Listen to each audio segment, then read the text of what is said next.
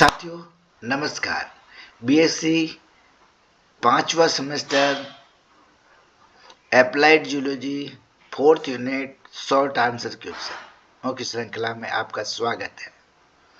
प्रश्न है, कीटों के मुखांगों के प्रमुख प्रकार कौन कौन से होते हैं?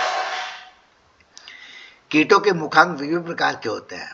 चबाने वाले भृंग और टिड्डी में, चूसने वाले तितली और मच्छर में, चाटने और चूसने वाले मधुमक्खी में, भेदने और चूसने वाले मच्छर और खटमल में, और चबाने वाले मुखांग ठोस भोजन को काटने के लिए, चूसने वाले मुखांग तरल भोजन रस या रक्त के लिए, और चाटने और चूसने वाले जो है मिश्रित प्रकार के भोजन के लिए उपयुक्त होते हैं।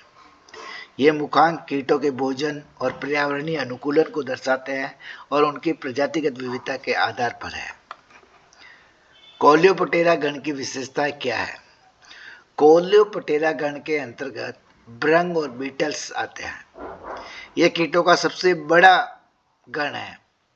इसके अगले पंख कठोर होते हैं जिन्हें एलिट्रा कहते हैं और पिछले पंखों को ढकने का कार्य करते हैं। ये उड़ने का काम नहीं करते हैं। इसके मुखांग चबाने वाले होते हैं जो पौधों और लकड़ी और अन्य कीटों को खाने के लिए उपयुक्त है। इनके जीवन चक्र में पूर्ण कायांतर पाया जाता है। अंडा, लार्वा, प्यूपा और वयस्क वाला जीवन चक्र इनमें पाया जाता है। ये परिस्थिति तंत्र में अपघटन और परागण में महत्वपूर्ण भूमिका निभाते हैं।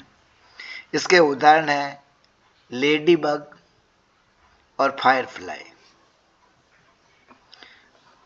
अब नेक्स्ट आना आता है लेपिडोप्टेरा गण की क्या विशेषता है? तो लेपिडोप्टेरा के अंतर्गत तितलियां और पतंगे आते हैं। इनके पंखों पर सल्क से ढके होते हैं जो रंगीन पैटर्न बनाते हैं। तितलियों के पंखों का रंग उसके पंखों पर पाए जाने वाले सल्कों के कारण होता है। तितलियों की प्रोबोसिस लंबी होती है तो चूसने वाले प्रकार के मुखांग इसमें पाए जाते हैं और इस लंबे प्रोबोसिस के कारण ये फूलों का रस चूसने के लिए उपयुक्त होते हैं। इनके जीवन चक्र में पूर्ण कायांतरण वाला जीवन चक्र पाया जाता है। इनका लार्वा कैटरपिलर होता है जो पौधों को खाता है। परागण में ये महत्वपूर्ण भूमिका निभाती है। इनकी श्रृंगिकाएं क्लब का आकार की और पंखे नुमा होती है और उदाहरण है मोनार्क तितली और रेशम का कीट।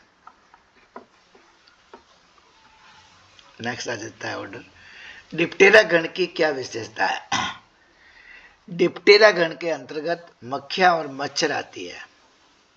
इनके पास एक जोड़ी फंक्शनल विंग्स होते हैं, एक जोड़ी कार्यात्मक पंख होते हैं। ये पिछले पंख हेल्टर्स कहलाते हैं जो बैलेंसिंग ऑर्गन का कार्य करते हैं।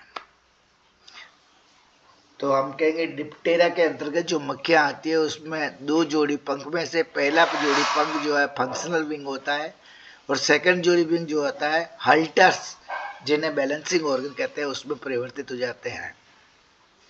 मक्खी और मच्छर के मुखांग भेदने और चूसने वाले प्रकार के होते हैं।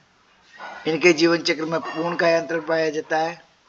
कई डिप्टेरा के सदस्य रोगवाहक होते हैं जैसे मच्छर से मलेरिया और डेंगू। ये परिस्थिति तंत्र में अपघटन और खाद्य श्रृंखला में महत्वपूर्ण है। उदाहरण के लिए घरेलू मक्खी और क्यूलेक्स मच्छर। हाइमेनोप्टेरा गण की क्या विशेषता है? इंपॉर्टेंट ऑर्डर है, याद रखना है। हाइमेनोप्टेरा के अंतर्गत मधुमक्खियां, चींटियां, ततंगे और भृंग आते हैं। इनके पंख झिल्ली नुमा होते हैं या फिर अनुपस्थित होते हैं। इसके मुखांग चबाने वाले या फिर चाटने और चूसने वाले होते हैं। हाइमेनोप्टेरा के अंतर्गत आने वाले कीट जो है सामाजिक व्यवहार प्रदर्शित करते हैं जैसे कि मधुमक्खियां छत्ता बनाती है। ये परागण में महत्वपूर्ण भूमिका निभाते हैं। इनके जीवन चक्र में पूर्ण कायांतरण पाया जाता है। इसकी कुछ प्रजातियां परजीवी होती है जो अन्य कीटों को नियंत्रित करती है। इनकी श्रृंगिकाएं जो है कोहनी नुमा होती है। उदाहरण शहद की मधुमक्खी और चींटी।